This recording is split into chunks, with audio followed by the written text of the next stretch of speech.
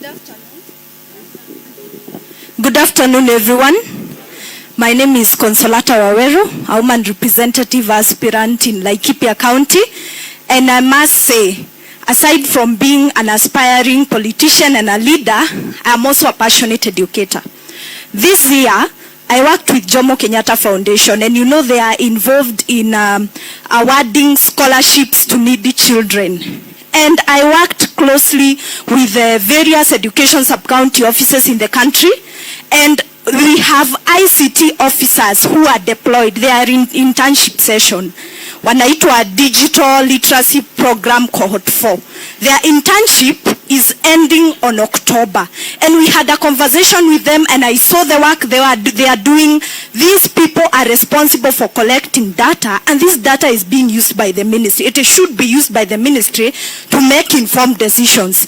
And also, you know, the CBC curriculum has some ICT elements, and these people are training teachers, and these people are begging every person of goodwill. And because they are interns, they are fellow young people. They are people who completed campus 2 years ago, 1 year ago. Wanaomba hizo positions retained. Why? Because Kenya will not only pay them salaries, they are contributing positively to the country. They are contributing positively to the future of this education. And I must agree, Daktari, that this administration is a threat to the future of this country, to the future of our children. You can imagine, Daktari, I saw the applications. Thousands of children in Laikipia applied. And you know, in Laikipia West Sub-County, we only picked 10. Yet, we had over 500 applications. I believe that when you get to presidency, when you become the president, and I believe that you'll be, please make education free. From nursery to university, it is possible, and I believe it is doable. Kwa sababu hii maneno ya scholarship huyu anapeana pale haiwezi tosha. Lastly, I must commend Angel Mbuthia. Let us clap for her. She is doing a good job. Asante sana Daktari, and may the Lord bless you. Thank you. Consolata, you know, free education is our mantra. It is Jubilee. I have given this example several times. President Mwai Kibaki started free primary education. 1 million kids walk to school. I've given this example before. In fact, on that year, when President Clinton was being interviewed and he was asked, who would you like to meet and who has really influenced you this year? President Clinton said, I would like to meet the new president of Kenya, who has introduced free education and 1 million kids have walked to school. That was Mwai Kibaki. By the time Uhuru was becoming president, Kibaki's kids had gone to secondary school. That's why, as government, as Jubilee government, we poured resources into transition, free-day secondary education, ensuring that education is the only equalizer. And if you don't provide that opportunity, there is no way you are going to develop the country in an equitable manner. Now, the kind of stories you hear here, they can even make a dog cry. We have enough money to bribe people around, but we don't have money to go to school. You know, we have money to collect all manner of charlatans around and pay them to clap for us, and we don't have money to pay in school. These fellows, their priorities are upside down. That's why we are seeking leadership. And tell the people of Kenya, if you want that free day secondary education, if you want free education, I mean, who can do that better than Jubilee, who has done it? It is us who have done it. Thank you very much. I want one by one. I know there are so many questions. Let's go. Yes, your way. Yeah. And be brief so that we can take more. Just ask the question directly. Yeah. So my name is Philip Mionki from Mount Kenya University. We wanted to ask Jubilee. We have an event on the 16th and 17th of May. Kindly, it is a continuous voters sensitization, because we were told to go kadi, then tukachukua kadi. Then what next after that? So guys, I want to urge you, all of you, to attend that event on the 16th and 17th, so that after tumechukua kadi, then we can be taught about good governance and we can know where the problem is. Shida iko wapi? Tunafaa tuambiwe, and we need you guys, all of you, all of the youths. It is open to all youths. Thank you. Thank you so much. We support each other, and now these days communication is very easy. You know, by the way, it's very simple. You can also organize a process where, like now in these regional youth caucuses, where you move around in groups. You can tell each other, we are like 5 aspirants. Now, in the Mount Kenya Regional Caucus, we are going to support our candidate in Murang'a. We can need tunaenda kwa candidate wetu wa Murang'a. And then you go there as youth. You meet the youth who are there. You discuss those things. I agree with you. Tumepata kadi ndio. Tuko kadi ndio. Lakini tutumie kadi pia vyema. Think right, vote right. That is the whole issue. Yeah, yes. It's our poleli. Question. This is Karoga Kamau. My question to you as the president by then, 27 post.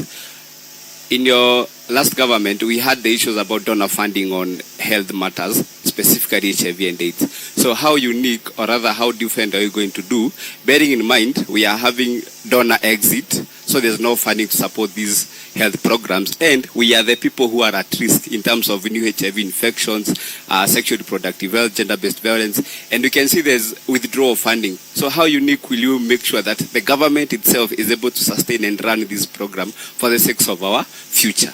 Thank you so much. If we stop the wastage of public resources that we are engaged in this country, I can swear to you today, even by the Bible, we have enough resources to sustain our development work. It is even a shame that we became independent 63 years ago, and now we are dependent on somebody to come and do something for us. Sure. Let me tell you something very small, very short, in 2 minutes. I was the escort of honor for President Kagame when he addressed the Council of Governors in Naivasha, which means I picked him from the airport and drove him to Naivasha to address the Council of Governors. I was so humiliated in that meeting when one of our governors asked President Kagame, how do you manage to clean Kigali? Sure. How is the Kigali clean? Where do you get the money from to clean the city so that Kigali is a very clean city? Kagame looked at him like this, and I could read his face. It's like he was saying, you must be really daft. He asked him a question, do you need money to sweep your house where you live? It's indeed a basic responsibility. So what money do you need to sweep your house? In other words, you see, let me tell you, my brothers and sisters, and listen to me very carefully. 50% of our problems have nothing to do with money. They have a lot to do with attitude, and especially bad management, making very bad decisions. What money do you need to run e-citizen properly? You are stealing money from it and so on and so forth. It is kind of nonsense that's going on. If we stop wastage, we have enough resources. I'll be aiming at reducing our dependence on these people by managing the public resources effectively. I want someone now from the back. The gentleman in a black jacket. Please give him the mic. And then I'll ask someone, then Salome. Okay, I'll take another 2 more. I know the interest is there, but I can take 2 more and then we save time. Okay, hold on. Let's listen to him. Then Salome, then maybe someone from here, and that's it. No. The gentleman, okay, fine. You and then the gentleman in a... Comrades power! Comrades power! Comrades viva! Jubilee viva! Matiang'I viva! Question. So, I just want to add something on top, Mheshimiwa. Thank you. Just 1 minute. Thank you for your time.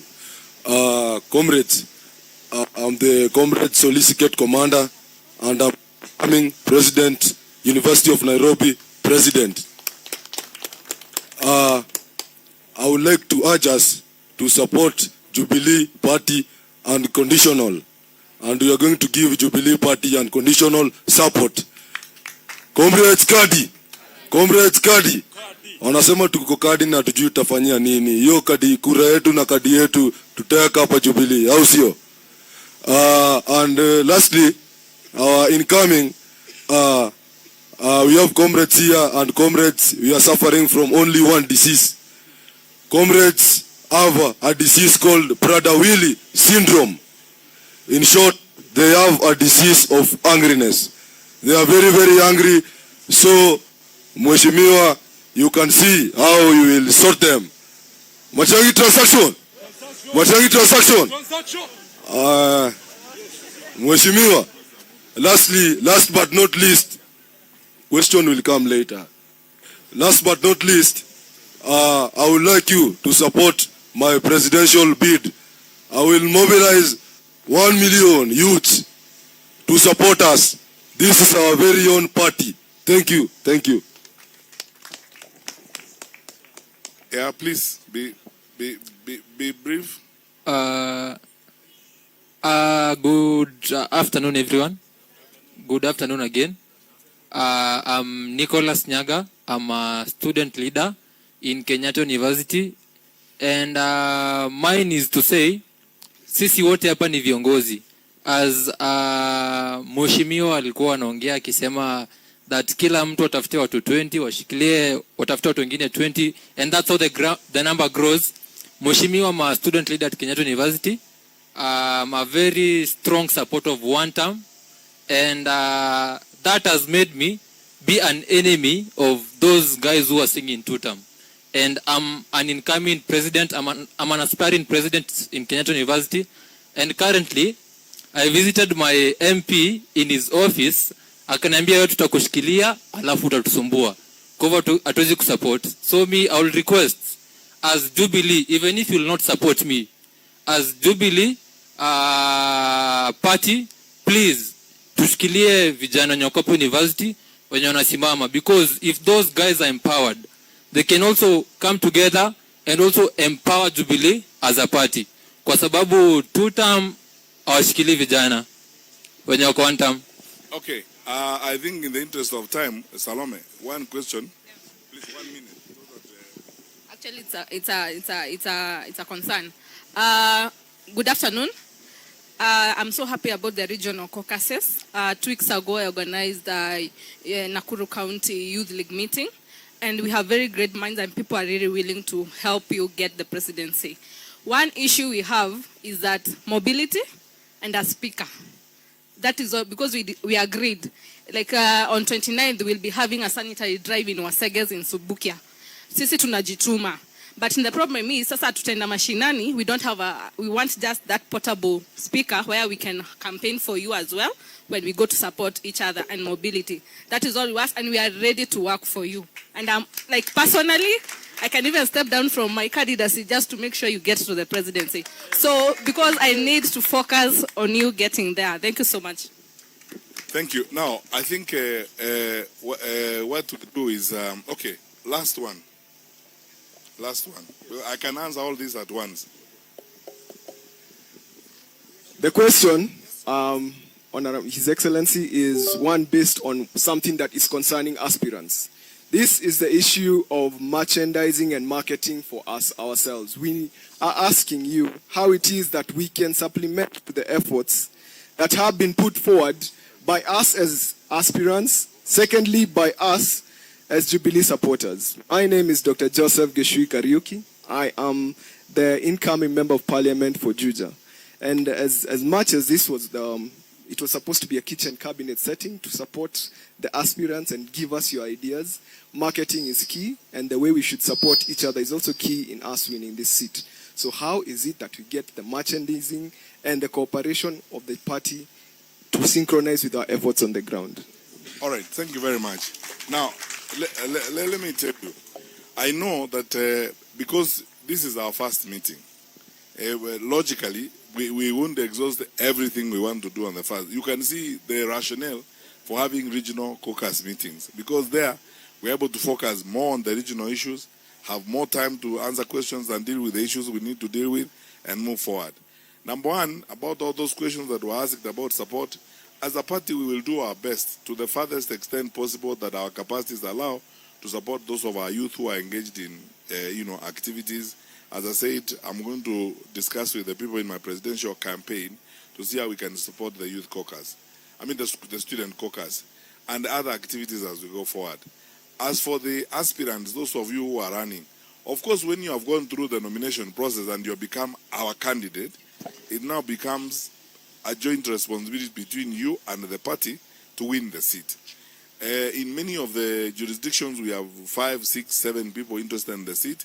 Let us walk the journey to fike mahali tumemaliza nomination, and I think I can promise safely on behalf of my colleagues from NEC who are here that we intend to safari to have really robust, free and fair nomination processes, so that once the nominations have been done and you have been nominated, you are now formally a candidate, then now we begin working on how we build that relationship as we move forward together. On the question of merchandise and working together to support you, first, we as a party, and I think it's policy, I'm not making a mistake, Dan, we don't have a problem with our candidates producing merchandise, because if they need any guidance on branding and so on, they can get that from the executive director's office and the members of NEC. So what many candidates have been doing, you don't have to wait for the party headquarters to provide merchandise for you. If you go to Nakuru, you can print your t-shirts, you can print your capes, put your name on it. You are a Jubilee candidate. We don't restrict. Actually, we have a no restriction policy on merchandise, so that you know there's nothing wrong. You don't have to wait. When we are having major drives, we will, of course, have Dan and the team in the office do some merchandise, but we also do this by allowing everybody to produce and do merchandise as they can. Finally, Salome, the reason why I talked about this caucus of the youth leadership caucus is so that now we go to the nitty-gritties like you have asked. Because you see, quite frankly, in a setup like this, because I would like to have, for example, like when we do on the the regional caucuses, we would like to develop a template. You know, what happens in the meetings? How do we keep our data? What do you need as a regional caucus? You need a speaker. You need what? When you're holding your meetings, what happens there?